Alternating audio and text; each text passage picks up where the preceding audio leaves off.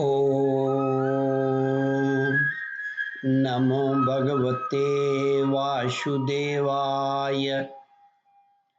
श्रद्धालु भक्तों, श्रीमद् भागवत महापुराण के दशम स्कंद के उत्तरार्ध के 63वां अध्याय के अंतर्गत भगवान श्री कृष्ण के साथ बानासुर का युद्ध का प्रस्तुतिकरण करूंगा। इसके पहले 62वां अध्याय समाप्त हो चुका है। जहां तक कथा श्रवण कर चुके हैं उसके आगे का प्रस्तुतिकरण करता हूं। श्री सुखदेव जी कहते हैं, परीक्षित, बरसात के 4 महीने बीत गए, परंतु अनिरुद्ध जी का कहीं पता न चला। उनके घर के लोग इस घटना से बहुत ही शोकाकुल हो रहे थे। एक दिन नारद जी ने आकर अनिरुद्ध का शोणितपुर जाना, वहां बानासुर के सैनिकों को हराना और फिर नागपाश में बांधा जाना, यह सारा समाचार सुनाया। तब श्री कृष्ण को ही अपना आराध्य देव मानने वाले यदुवंशियों ने शोणितपुर पर चढ़ाई कर दिया। अब श्री कृष्ण और बलराम जी के साथ उनके अनुयायी सभी यदुवंशी प्रद्युम्न, सात्यकी, गद, शांब, सारन, नंद, उपनंद और भद्र आदि ने 12 अक्षौणी सेना के साथ व्यूह बनाकर चारों ओर से बानासुर की राजधानी को घेर लिया।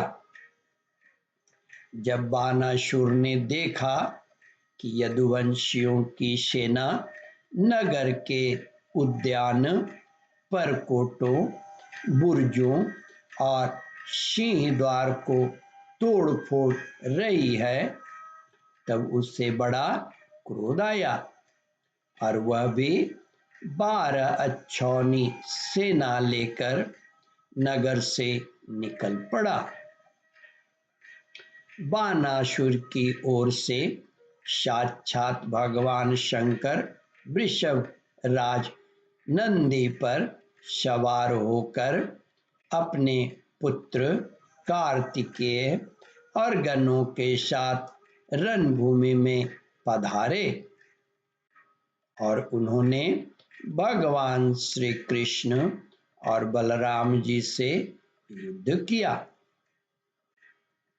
परीक्षित, वह युद्ध इतना अद्भुत और घमासान हुआ कि उसे देखकर रोंगटे खड़े हो जाते थे।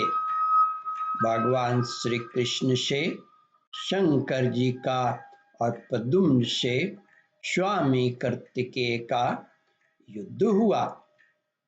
बलराम जी से कुंभभांड और कुंभकर्ण का युद्ध हुआ। बानासुर के पुत्र के साथ शांब और स्वयं बानासुर के साथ सात्यकी भिड़ गए। ब्रह्मा आदि बड़े बड़े देवता, ऋषि मुनि, सिद्धचारण, गंधर्व, अप्सराएं और यक्ष विमानों पर चढ़ चढ़कर युद्ध देखने के लिए आ पहुंचे।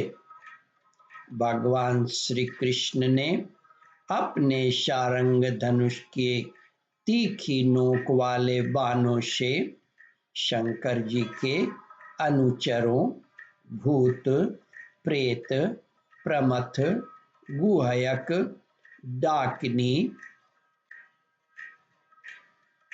यादूधान, बेताल, विनायक, प्रेतगण, मातृगण, पिशाच, कुष्मांड और ब्रह्म राक्षसों को मार मार कर खदेड़ दिया।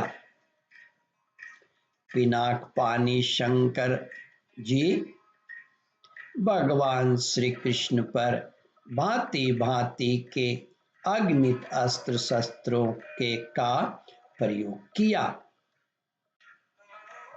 परंतु भगवान श्री कृष्ण ने बिना किसी प्रकार के विस्मय के उन्हें सहस्त्रों से अपने शस्त्रास्त्रों से शांत कर दिया। भगवान श्री कृष्ण ने ब्रह्मास्त्र की शांति के लिए ब्रह्मास्त्र का, वायव्यास्त्र के लिए पार्वतास्त्र का, आग्नेयास्त्र के लिए पर्जन्यास्त्र का और पाशुपास्त्र के लिए नारायणास्त्र का प्रयोग किया। ओम परमात्मने नमः। श्रद्धालु भक्तों, इस कथा को ध्यान पूर्वक श्रवण, मनन और इसका चिंतन करें। इस कथामृत का रसास्वादन अपने बंधु बांधवों को भी करावे।